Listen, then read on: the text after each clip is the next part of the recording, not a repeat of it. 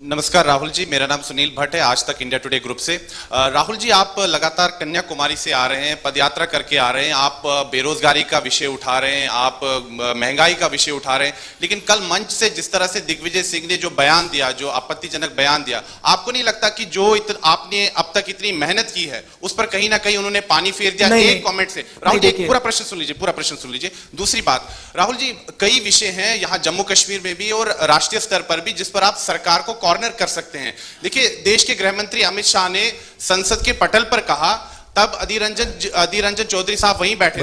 Brother, are you a political advisor or you a journalist? Sir, listen to my question. Listen to my. It's not a question. Sir, I'm coming. You're giving a speech. No, listen to my question. Sir, I'm saying that Union Home Minister Amit Shah said on the floor of the House that it was the Modi government which provided jobs to the Kashmiri Pandit youth, and he said, he asked Adhir Ranjan Chaudhary, he challenged him that आपने कितने दिए मुझे जरा बताइए, but the fact is that it was Manmohan Singh's government which gave these jobs। लेकिन आपकी party के पास तथ्य नहीं, आप काउंटर क्यों नहीं कर पाते हैं सरकार को? इनफैक्ट ये आंकड़ा हमारे पास है, ये आंकड़ा हमने रखा है। कल कश्मीरी पंडित का एक डेलीगेशन आया, उनसे हमारी बातचीत हुई। कश्मीरी पंडित्स के डेलीगेशन ने हमें बताया कि जो भी हुआ है यूपीए के टाइम, मनमोहन सिंह जी के टाइम हुआ है। उन्होंने ये भी कहा कि बीजेपी उनको पॉलिटिकल हथियार जैसे यूज करती है। उन्होंने ये भी कहा कि बीजेपी जो उनको फोर्सिबली वापस वैली में भेज रही है, मरने के लिए भेज रही है, वो गलत है। वो सब उन्होंने बोला और वो सब जम्मू कश्मीर के लोगों को मालूम है, ठीक है? तो और उसको हम दोहराते रहते हैं। नेटवर्क न्यूज़ 18 से व्हाट वाज द पहला सवाल?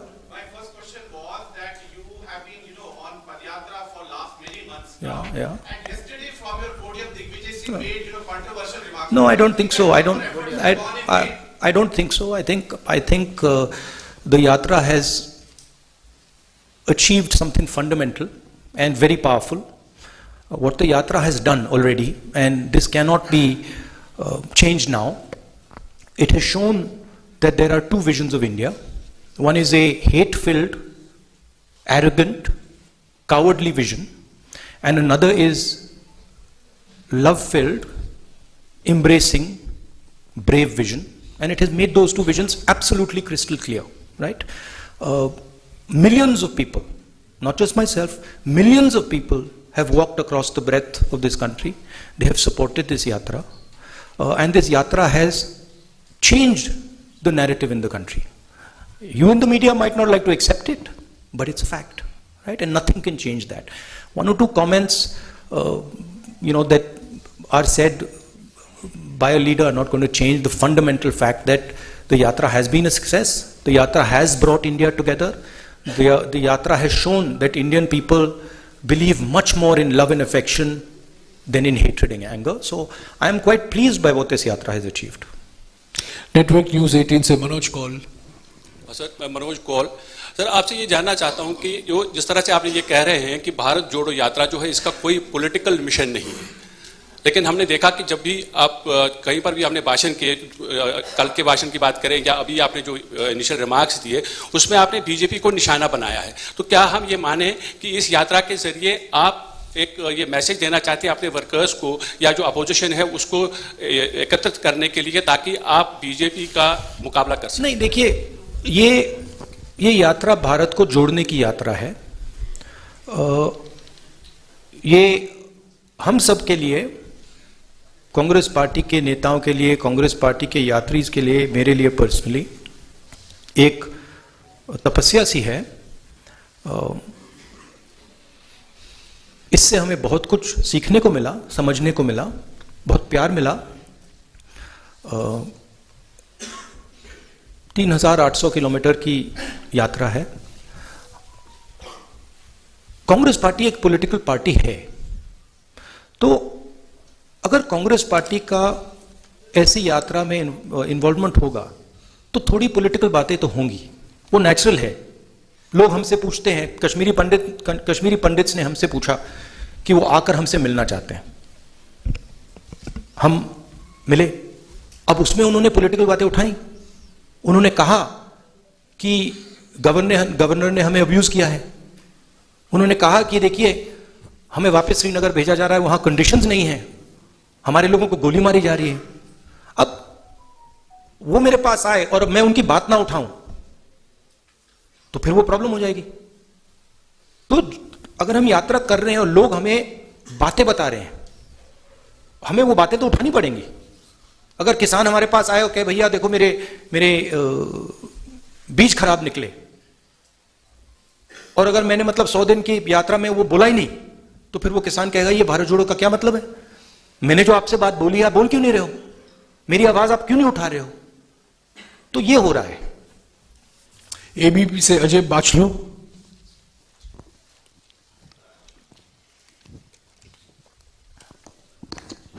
राहुल जी, मेरा सीधा सा सवाल है कि सेना के शौर्य पर कब तक सवाल उठेंगे, और जो भी नेता ये सवाल उठाते हैं उनके लिए आपका क्या मैसेज है? मैंने भैया 3 बार बोल दिया क्लियरली, आपको शायद सुनाई नहीं दिया, आप पीछे बैठे हैं, थोड़ा आगे आ जाइए। I've explained it 3 times. Gulistan से विनोद मल्होत्रा। राहुल जी नमस्कार। राहुल जी, आप पहले भी राजनीतिक तौर पर गंभीर हैं और आज अब भी गंभीर हैं, आगे भी गंभीर रहेंगे, लेकिन यात्रा के दौरान आप में बहुत ज्यादा डेप्थ आया है। लेकिन हम जब वो पुरानी प्रेस कॉन्फ्रेंस आपकी देखते हैं जिसमें आप बोलते हैं कि वो पुराना राहुल गांधी अब नहीं है, उस पुराने राहुल गांधी में क्या कमियां थी और इस राहुल गांधी में नहीं, नहीं, आप गलत समझे। मैंने ये नहीं बोला कि पुराना राहुल गांधी नहीं है, मैंने बोला राहुल गांधी नहीं है जी, अलग बात है, अब बात नहीं समझे जी। मैं पुराने की बात नहीं कर रहा हूं, मैं बोल रहा हूं कि आपके माइंड में राहुल गांधी है, मेरे माइंड में राहुल गांधी नहीं है। मेरे माइंड में सिर्फ जनता है, जनता का दर्द है, जनता है, हिंदुस्तान के किसान हैं, मजदूर हैं, गरीब लोग हैं, और हिंदुस्तान की जो इश्यूज हैं वो हैं। मुझे राहुल गांधी से कुछ लेना देना नहीं है, आपको है। मेरी माइंड में क्लैरिटी है कि इस देश में जो हिंसा, नफरत फैलाई जा रही है उसको मिटाना है, उसके खिलाफ खड़ा होना है, चाहे कोई भी कॉस्ट हो। क्योंकि मैं हिंदुस्तान को नफरत और हिंसा का देश मानता ही नहीं हूं, एक्सेप्ट नहीं करता हूं। और मेरे जैसे करोड़ों लोग हैं जो इस देश को मोहब्बत, भाईचारा, इज्जत, ह्यूमिलिटी का देश मानते हैं। तो पुराने राहुल गांधी नए राहुल गांधी की बात नहीं है। चलिए, दिल्ली तस्कीन से Aamir Sohail. We are nice people. Good afternoon Rahul ji, I am from Delhi Taskeen. मेरा ये सवाल है कि abrogation of article 317 Jammu and Kashmir 5 अगस्त 2019, उसके बाद मोदी गवर्नमेंट ने कहा था कि जम्मू कश्मीर में दूध की नदियां बहेंगी, यहाँ पे परिवर्तन होगा, डेवलपमेंट आएगी। लेकिन आज भी हम जम्मू कश्मीर के जो उभरते हुए नौजवान हैं, हम परेशान हैं। हम प्रेस में कुछ छाप नहीं सकते हैं, हम जम्मू कश्मीर में बेरोजगारी के मुद्दे पे बात नहीं कर पा रहे हैं। हमारे नौजवान हर रोज बीजेपी के ऑफिस के बाहर प्रोटेस्ट कर रहे हैं, लेकिन हमारी कोई भी बात सुनने वाला नहीं है। हम डिप्रेशन में, एंजाइटी में हैं, हमें महसूस नहीं हो रहा कि हमारा फ्यूचर क्या है, मुस्तकबिल क्या है, हम कहाँ जाएं, किससे गुहार लगाएं। हमारे लिए कोई उम्मीद नहीं है। तो हमारे लिए क्या राहुल गांधी एक उम्मीद बनकर आए हैं जम्मू कश्मीर में? देखिए,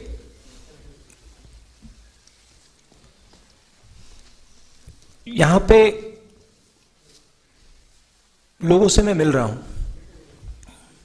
और सबसे खुल के मिल रहा हूं। सेंटिमेंट जो आपने रेज किया है वो सब लोगों के दिल में है। यहां पे युवाओं से बात करो तो अनएम्प्लॉयमेंट की बात करते हैं, फ्यूचर नहीं दिख रहा है, इंडस्ट्री नहीं है, जो किसान हैं उनको कोई सपोर्ट नहीं मिल रही। तो ये जो आप कह रहे हो बिल्कुल सही है। हमारा लक्ष्य, यात्रा का लक्ष्य लोगों की आवाज सुनने का है और जो लोगों के दिल में है उसको एम्पलीफाई करने का है। जम्मू कश्मीर के जो लोग हैं उनके दिल में जो दर्द है,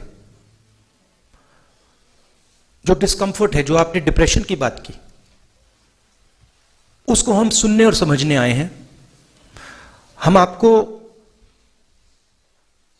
सबको प्यार करते हैं, आपका रिस्पेक्ट करते हैं, और हम समझते हैं कि जम्मू कश्मीर मुश्किल समय से निकल रहा है।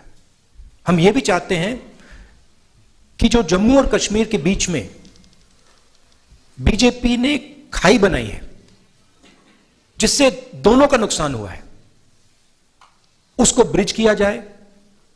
और जो मैंने पहले बोला था, मोहब्बत की दुकान, एक दुकान नहीं, हजारों लाखों दुकान हम जम्मू कश्मीर में खोलना चाहते हैं, क्योंकि हम समझते हैं कि अगर आप एक साथ मिलकर रहोगे तो ये प्रदेश तेजी से, सॉरी प्रदेश नहीं, यूनियन टेरिटरी, ये यूनियन टेरिटरी आगे बढ़ सकती है। एसएनआई से नफरत से कुछ नहीं होता है, हिंसा से कुछ नहीं होता है, कोई सोल्यूशन नहीं आ सकता है। मोहब्बत से, रिस्पेक्ट से, लोगों की बात सुनने से, गले लगने से काम हो सकता है। हमारी व्यू है कि जल्दी से जल्दी आपको स्टेटहुड मिले और जल्दी से जल्दी आपकी असेंबली रिस्टोर हो। शालिनी, एसएनआई से। Last question. Yes. Rahul sir, जिस तरह से कन्याकुमारी से आपने यात्रा की शुरुआत की और लोगों का प्यार भी देखने को मिल रहा है, दुकान एक बाजार के रूप में नजर आ रही है, लेकिन वहीं कहीं ना कहीं भारत जोड़ो यात्रा को लेकर भाजपा का कहना है कि ये जो करोड़ों रुपए खर्च किए जा रहे हैं राहुल गांधी जी की पप्पू छवि को हटाने के लिए। तो आपका सवाल ये, और this is also statement. Sir, सवाल है कि आपकी छवि को बदलने के लिए क्या करोड़ों रुपए खर्च किए जा रहे हैं इस भारत जोड़ो यात्रा को लेकर, ये भाजपा का कहना है। नहीं, मेरी छवि को खराब करने में हजारों करोड़ रुपए लगे, हजारों करोड़ रुपए लगे। हाँ, और वो बीजेपी के लोगों ने सिस्टमैटिकली किया, उनकी लीडरशिप ने सिस्टमैटिकली किया, मगर वो इनफेक्टिव है। तो वो तो आपको दिखने को मिल रहा है। जैसे मैंने बोला, हजारों करोड़ रुपए से सच्चाई नहीं दबाई जा सकती, सच्चाई आ जाती है बाहर, कभी ना कभी सच्चाई दिख जाती है। राहुल जी, आपके अनुमति से एक और उनके माइंड में यह है, बीजेपी के माइंड में है कि पैसे से कुछ भी किया जा सकता है। आरएसएस, बीजेपी, इनकी नेताओं के माइंड में है कि सत्ता से और पैसे से कुछ भी करा जा सकता है। आप किसी को भी मतलब डिमीन कर दो, किसी भी छवि को खराब कर दो, कोई भी सरकार खरीद लो, जो भी करना चाहो, सोचते हैं कि पैसे से करा जा सकता है, मगर यह सच नहीं है। सच्चाई सत्ता को, पैसे को, सबको परे कर देती है, और वो आस्ते आस्ते आस्ते बीजेपी नेताओं को बात दिखने लगी है। वो हम उनको बहुत गहराई से समझाएंगे कि इस देश में सच्चाई चलती है, पैसा, घमंड, सत्ता नहीं। Thank you. खबरों में बने रहने के लिए फोरम 4 को सब्सक्राइब करें और नोटिफिकेशन पाने के लिए बेल आइकन दबाएं।